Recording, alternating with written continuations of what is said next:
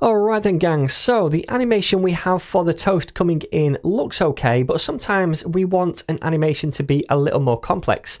In this case, I want the toast notification to wobble left and right once it slides down. Now it's hard to do something like this just using a transition property, but instead we can use a keyframes animation. So we'll be making a keyframe animation for the toast entering the page. Now, before I start this, if you want to learn more about keyframes animations in general in CSS, definitely check out my CSS animations tutorial on this channel first of all, because I'm not going to go into any depth as to how these work under the hood or anything. I'm assuming you have a basic knowledge of CSS animations. So then, now let's create this keyframes animation by saying @keyframes and giving the animation a name. I'm going to call it wobble, but you can call it what you want. And then the way we do this is by defining different stages of the animation. So I could say at 0%, so at the very start of the animation, and then use the different CSS properties inside this object thing right here. So I'm going to say, first of all, to begin with, it's going to have an opacity of 0, right? And then what I'm also going to do is say, look, at 50% through the animation, so halfway through it, I want the opacity to be 1. So that means that halfway through the animation, it's going to be fully opaque and we can see it on the screen.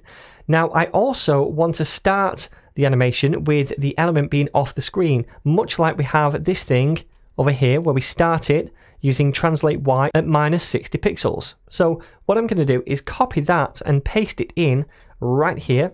So the initial position is going to be right here and an opacity of 0. Now, when we get to 50%, I want to have translated this onto the page. So I'm going to paste it in right here and change this to 0. So this is basically now the same as what we have right here. We're going from 0 to 1 and then from -60 to 0. Only this time it's only half of the animation. It's done all of this halfway through because we say 50%. But after it comes down, I want to wobble it. So from 50% to 100%, now we're going to do the wobble animation.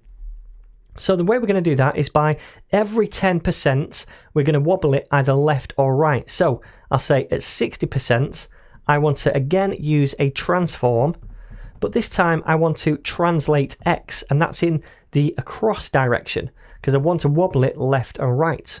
So I'll say translate X, and it's going to be 8 pixels, which means it goes to the right by 8 pixels. Cool.